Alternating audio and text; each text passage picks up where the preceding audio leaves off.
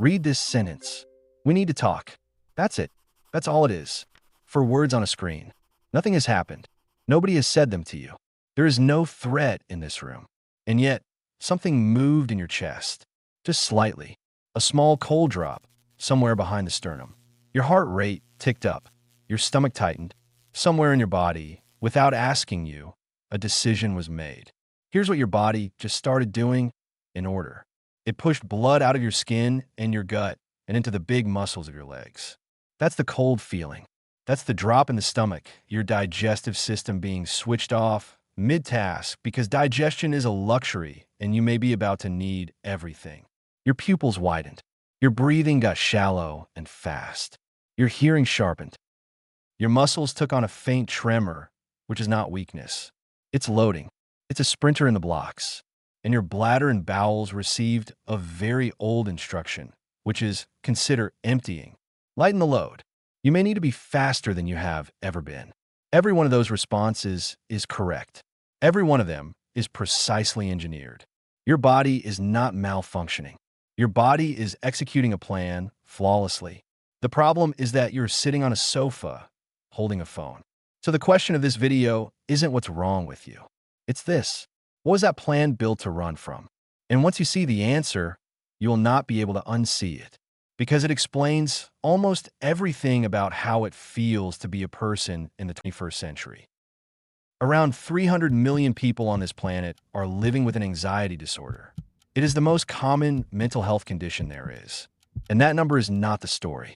The story is everyone underneath it. Everyone who doesn't have a diagnosis and still lies awake at 3 in the morning with a heart going like a bird. That's not 300 million broken people. That's a species running the wrong software. 200,000 years ago, you're walking through long dry grass, and you hear a rustle. Now, you have about half a second and 2 options. Option 1, it's the wind. You panic anyway.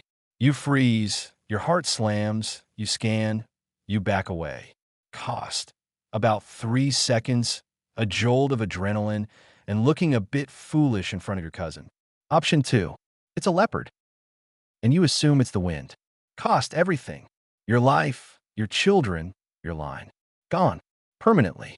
Look at those 2 numbers. Really look at them. The cost of being wrong about danger is 3 seconds. The cost of being wrong about safety is extinction. This is called the smoke detector principle. And once you understand it, you'll never think about your own fear the same way again. Ask yourself, how sensitive should a smoke alarm Come on, be? silly alarm, If it only goes stop! off when the house is Shoo! definitely burning Go away, down, smoke! it will be right every single time.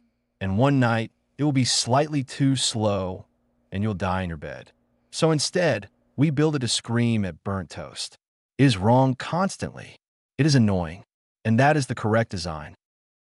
Because the cost of a false alarm is that you wave a tea towel at the ceiling. And the cost of a missed alarm is that you don't wake up. Now, run the numbers on that rustle in the grass.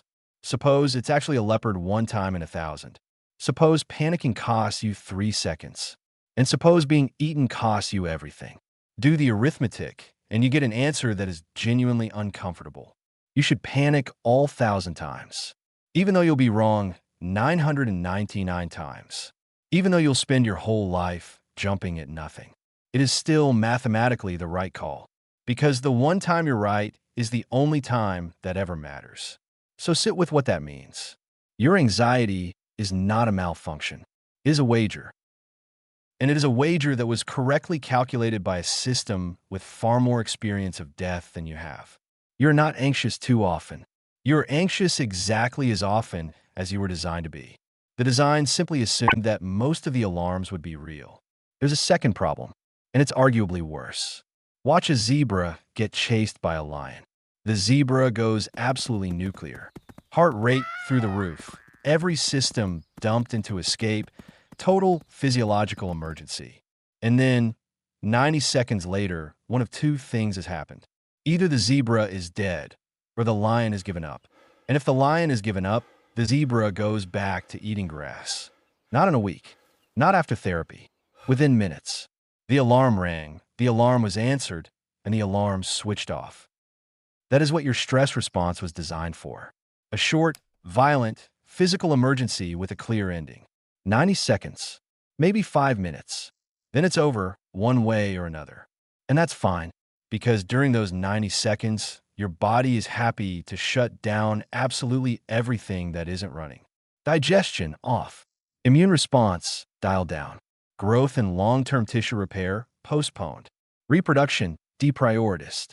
All of that is completely sensible if you are about to be eaten in 30 seconds. Who cares about repairing tissue when there may be no tissue? But now hold that state for 3 months. Because that is what a mortgage is. That is what a bad manager is.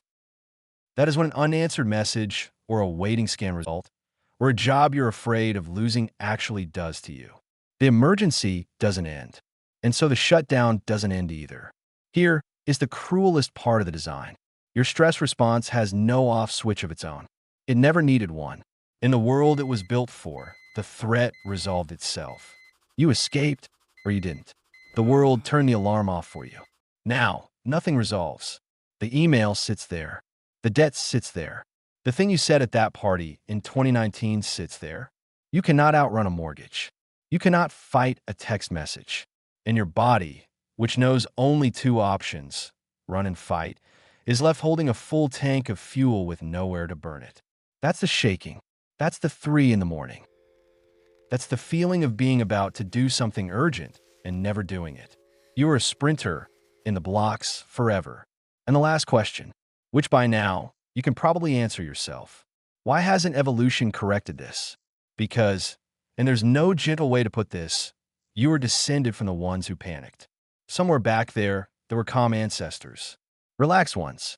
The ones who heard the rustle and thought, probably the wind. They are not your ancestors. They are nobody's ancestors. Every single person alive today comes from an unbroken line of individuals who were, on average, too jumpy. That's not a flaw in the line. That is the line. Now, 2 things I'm not going to pretend about, because they matter. First, the neuroscience is messier than the story I just told you. You've probably heard that the amygdala is the brain's fear center, that it fires before your conscious mind catches up. The circuitry is real.